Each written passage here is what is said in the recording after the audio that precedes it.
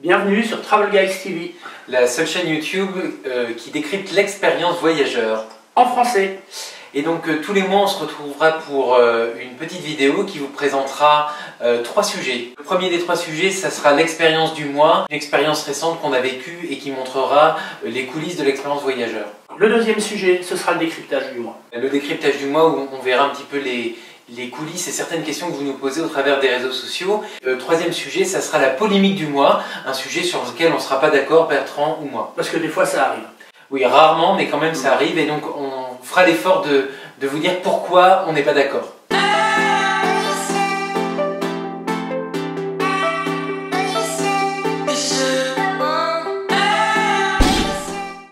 Le premier sujet, l'expérience du mois, c'est une mésaventure qui t'est arrivée sur un vol Lufthansa en pleine grève. Oui, tout à fait. Rien de bien méchant, en tout cas ils ont géré de manière magistrale. Deuxième sujet, c'est la question du mois, et la question du mois c'est autour des tarifs, et notamment pourquoi partir d'un autre pays que la France est moins cher sur Air France. Vous nous posez cette question sur les réseaux sociaux, et on va donc y répondre. Ouais, ou alors des fois vous voulez savoir pourquoi est-ce qu'on part de France sur d'autres compagnies, ou pourquoi des fois on fait des trajets un peu bizarres, bah maintenant vous saurez tout. Exactement. Et puis le troisième sujet? Le troisième sujet, alors ça c'est un sujet sur lequel on n'est vraiment pas d'accord, mais comme on voyage souvent ensemble, ça tombe bien, c'est vaut-il mieux voyager côté hublot ou côté aller? Sachant que le siège du milieu, personne ne veut en entendre parler, ça fait pas débat. C'est bien sûr côté aller. Mais non, c'est forcément côté hublot. Bon.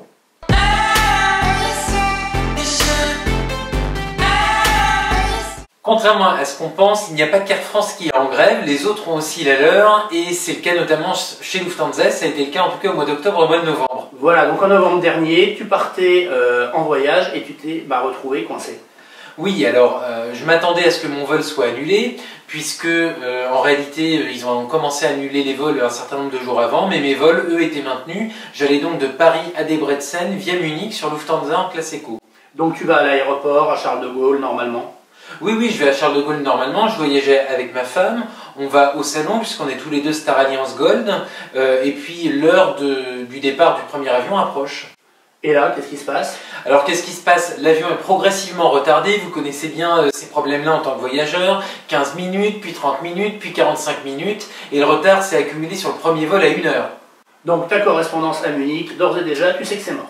Alors, je sais que c'est mort, j'ai quand même un petit espoir parce que j'avais vécu une expérience avec Swiss où on m'attendait à l'arrivée du vol pour me transporter directement sur le vol suivant, mais là j'avais quand même peu d'espoir étant donné la grève. Départ avec 1 heure de retard? Départ avec 1 heure de retard, et pour ajouter à ça, avec un vol qui n'était pas opéré par Lufthansa mais par leur filiale à bas coût, Eurowings. Ce qui était finalement bien de leur part, ils n'avaient pas d'appareil Luft, ils avaient un Eurowings sous la main pour éviter que les retards s'accumulent, ils ont mis un appareil Eurowings. Oui, c'est plutôt une bonne idée, il y avait sûrement des gens qui faisaient du point à point ou des correspondances plus importantes, donc c'était plutôt une bonne idée de leur part. Tu arrives à Munich, 1 heure de retard, direction le salon je présume? Alors, direction un endroit où je vais pouvoir me faire re-réserver sur un autre vol. En l'occurrence, je me suis dit, allons au salon, ça sera sûrement plus simple et il y aura sûrement moins de monde. Arrivé au salon, tu vas faire la queue au guichet pour qu'on s'occupe de toi? Alors, je me dirige vers les personnes qui sont là et on me dit tout de suite, on comprend le problème, ça va pas forcément être simple, installez-vous au salon et on va venir s'occuper de vous. Tu fais pas la queue à un guichet, tu vas tranquillement t'attendre, tu suis ton expérience normale et eux ils bossent dans leur coin pendant ce moment. Oui, je dois dire que j'avais jamais vraiment vécu ça, donc on s'installe au salon, on déjeune tranquillement, c'était l'heure de déjeuner, on prend un verre, on prend un café, et 15 minutes plus tard, l'hôtesse qui était à l'accueil du salon vient nous voir. Avec des solutions, des trucs en bois, ou ça tenait la route? Ça tenait totalement la route, elle vient nous voir avec 3 solutions différentes. Une solution avec un vol en liste d'attente jusqu'à Prague sur Lufthansa, puis un vol confirmé sur Czech Airlines entre Prague et Budapest. Une deuxième option en liste d'attente sur Lufthansa pour un vol plus tard, vers Budapest toujours, ou être booké sur un vol confirmé vers Budapest le lendemain matin. Et tu as choisi? J'ai choisi la dernière option pour plusieurs raisons. La raison principale étant que j'avais pas envie de passer toute ma journée à l'aéroport pour attendre des vols en liste d'attente, et je préférais tout simplement profiter de mon après-midi à Munich. Donc le lendemain matin tu pars, mais pour moi il y a un bug. Là tu arrives à Budapest, tu n'arrives pas à Debrecen. Oui, alors avant ça, évidemment, on nous paye l'hôtel à Munich. un des plus beaux hôtels de l'aéroport, le Hilton qui est en face de l'aéroport, dans une chambre exécutive, bref, c'était parfait. Donc tu arrives à Budapest, mais c'est combien? C'est 200 bornes Budapest-Debrecen. Pour l'instant, le contrat n'est pas rempli pour moi. Non, le contrat n'est pas rempli, mais ce que j'ai oublié de dire, c'est qu'au moment où on a été rebooké par l'agent au sol, elle nous a précisé qu'on pouvait prendre n'importe quel moyen de transport, un taxi, un VTC. En l'occurrence, on a réservé un VTC. Il nous attendait à l'arrivée du vol et on est arrivé à Debrecen 1h30, 2 heures après. Et le remboursement? Le remboursement s'est fait sous 48 heures, le VTC coûtait quand même 300 €, ce qui est près du prix total du billet, et donc on a été remboursé dans les 12 heures suivant la réclamation. Donc là vraiment la stratégie de Lufthansa, c'était peu importe le prix, on fait arriver les gens le plus rapidement possible à leur point d'arrivée. Oui, tout à fait, alors qu'en plus c'était complètement indépendant de leur volonté, puisque c'est une grève, enfin pas totalement indépendant, mais quand même, et ils ont tout fait pour nous gérer du début jusqu'à la fin, avec l'hôtel, les repas et le VTC pour arriver. Le décryptage de ce qu'il faut retenir de tout ça, c'est que très souvent les gens catégorisent les compagnies en se disant oh, ils ont souvent des retards, ils ont souvent des grèves ou pas. En fait, c'est pas si important que ça. Ce qui est important, c'est comment ça gère quand il y a un problème. Et là, vraiment, c'était parfait. On peut dire que Lufthansa tient ses 5 étoiles, même s'il y a eu beaucoup de polémiques autour des 5 étoiles Skytrax. Ça prouve vraiment que le service au sol est en regard de ces 5 étoiles. Parce que quand on regarde, ils t'ont proposé des vols, même sur des compagnies concurrentes. Même s'ils avaient dû t'acheter un billet chez les concurrents, ils l'auraient fait. Tout à fait. Il y a le coût du remboursement du VTC, je passe sur l'hôtel. Et ce que je voudrais ajouter, la dernière chose, c'est que tu es Star Alliance Gold, mais oui, tu n'es même pas sur le programme de fidélité Lufthansa et tu voyageais en éco. Tout à fait, je voyageais en éco, moi je suis Star Gold sur SAS, donc rien à voir avec Lufthansa, donc vraiment une expérience très premium pour un client qui n'est pas forcément totalement fidèle chez eux. Donc c'était l'expérience du mois et tous les mois on va vous présenter une expérience comme ça qu'on mettra en avant pour vous expliquer soit l'excellence de fonctionnement de certains ou alors malheureusement ça arrive, les dysfonctionnements qu'on peut rencontrer et essayer de vous expliquer le pourquoi du comment.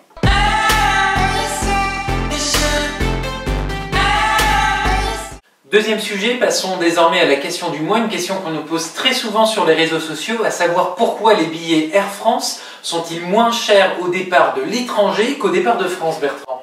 Ce qui revient aussi à se poser d'autres questions comme pourquoi est-ce que Lufthansa est beaucoup moins cher au départ de Paris que souvent au départ d'Allemagne et pourquoi des fois pour avoir un super bon tarif, des fois vous le voyez sur Travel Guide, il faut aller chercher un vol à Stockholm, à Göteborg, faire quelques petites balades comme ça pour toucher un tarif vraiment imbattable. Restons sur Air France. Si on cherche demain un Paris-New York en business sur Air France, on va le trouver à peu près à 3 000 € aller-retour. Si on cherche un Dublin-New York, on va le trouver, lui, à 900 € en business. Pourquoi un tel écart?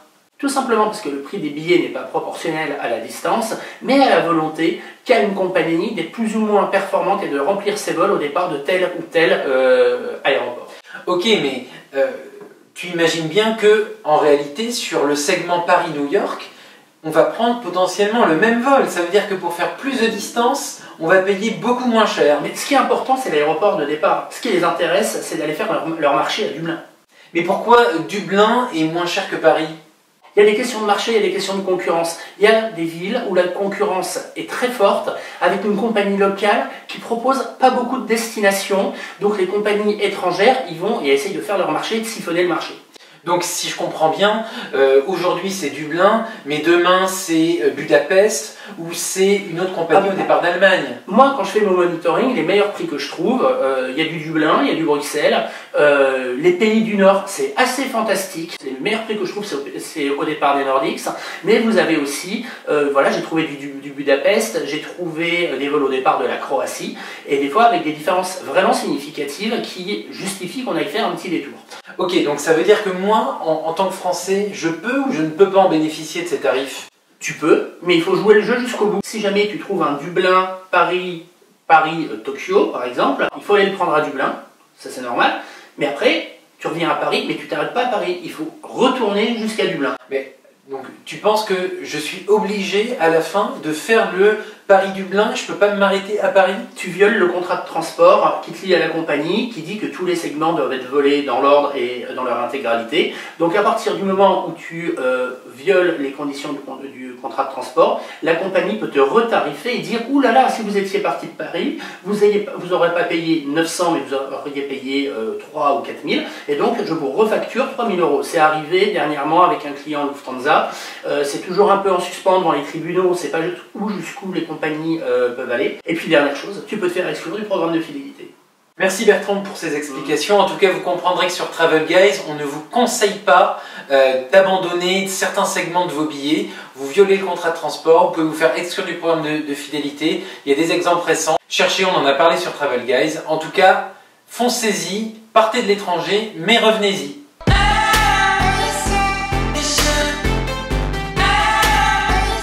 Donc pour terminer, la polémique du mois, Hublot ou couloir? Couloir, bien sûr. Bon, après il faut dire que la question ne se pose pas excessivement souvent. En long courrier, la plupart du temps, en business, c'est sur du 1-2-1, ça va. Mais en écho, quand même, la question se pose. Pour toi, pourquoi tu es un addict du couloir?